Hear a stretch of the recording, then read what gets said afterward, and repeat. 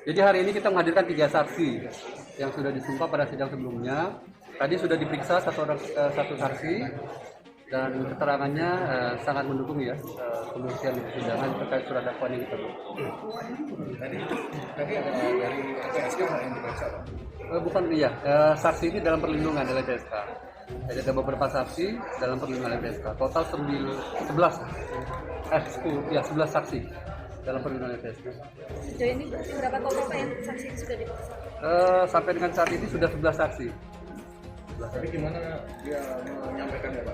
Jadi keterangan, tadi kita juga putar, ada beberapa rekaman audio yang pada sidang sebelumnya sudah kita putar. Kemudian tadi penasihat hukum juga memutar ada video ya, dan video itu dibenarkan oleh kami.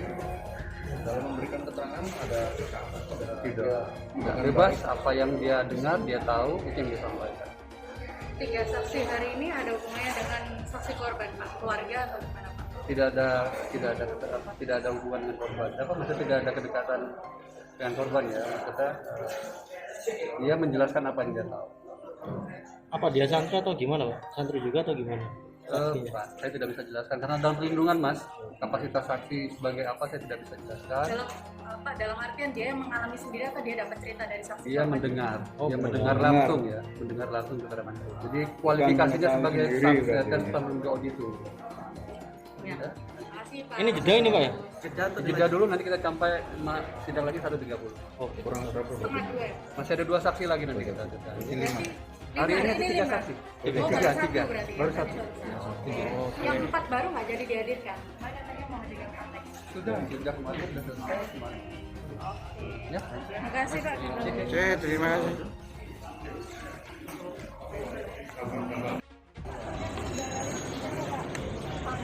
Ini maraton ya, karena habis ini kan lagi kita lanjutkan prinsipnya masih motif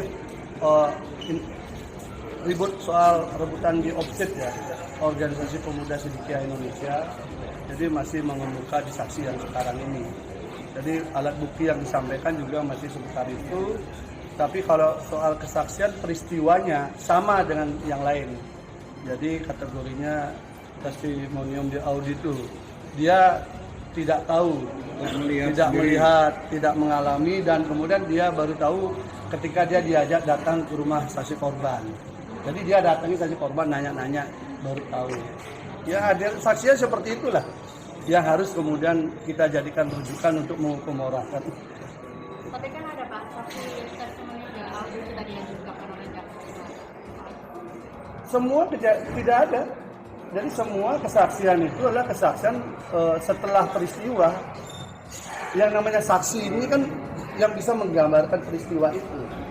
Saksi yang tadi ini kan saksi yang setelah beberapa bulan, bahkan beberapa tahun setelah itu, baru dia mengkonstruksikan cerita. Cerita ini yang dia ceritakan di sini. Terus apanya? Ada dia melakukan rekaman diam-diam dan sebagainya. Dia bilang bahwa itu merekam sesuatu yang biasa terjadi di offset. Ketika kita tanya, ketika dengan sekjen bertemu ada rekaman enggak? Nggak ada. Ya, jadi tidak konsisten juga. Kemarin kan rekaman suara yang diputar. Ya sama.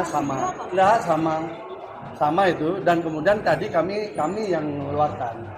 Kami mengeluarkan begini, karena narasi yang dibangun di publik oleh kelompok orang yang menyatakan bahwa Mas Beki ini seorang predator yang membuat orang stres dan sebagainya. Kami tadi konfirmasi kepada saksi. Apakah benar saksi korban ini malah tampil live di FB gitu loh? Apa ada korban pemerkosaan malah dia memilih tampil di FB? Nah, dia mengakui bahwa dia melihat itu di FB. Tetapi saksi yang kemarin mengatakan bahwa saksi yang sekarang ini bersama-sama dengan dia ngerekam itu.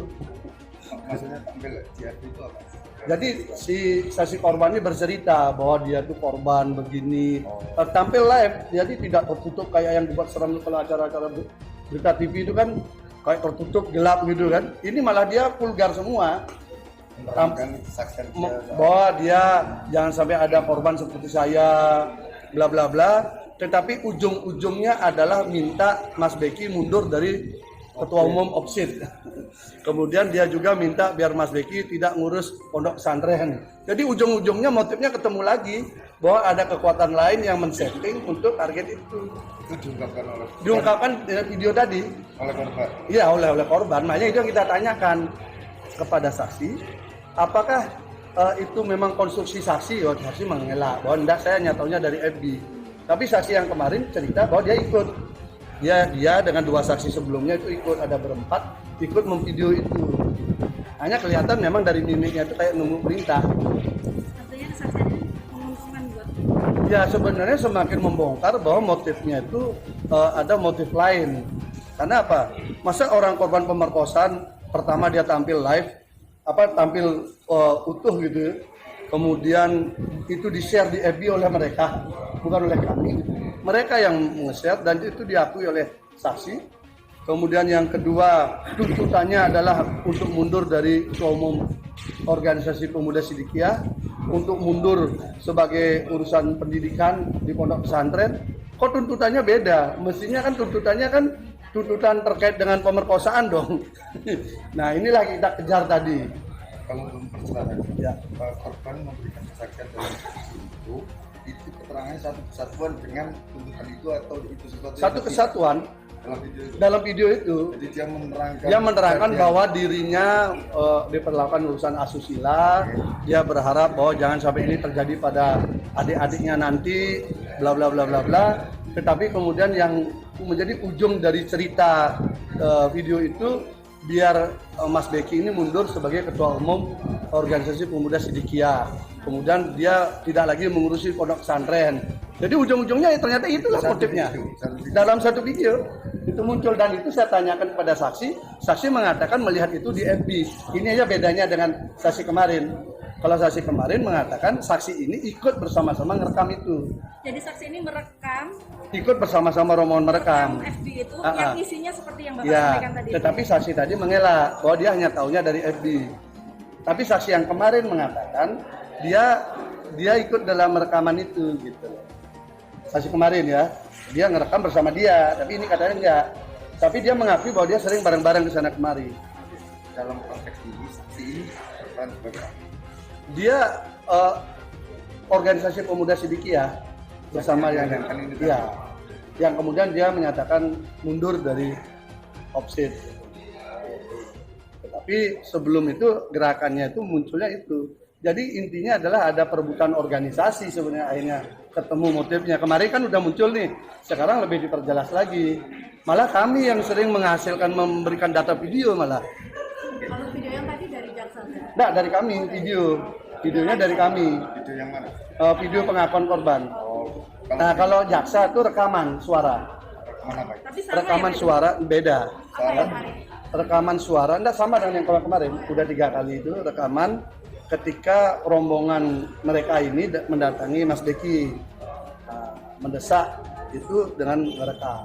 Tapi rekamannya hanya 2 menit dan enggak begitu jelas juga targetnya apa, kan haknya jaksa lah. Kelihatannya serem tapi kami dengar nggak ada apa-apa. Yang paling pasti yang kita udah ketahui adalah ternyata masih seputar rebutan itu. Makanya baru kali ini mungkin ada kasus korban pemerkosaan tampil utuh begitu di depan publik, walaupun narasi dibangun katanya stres apa macam-macam kan. Oh nggak berani keluar rumah apa, ternyata enggak juga. Silakan deh.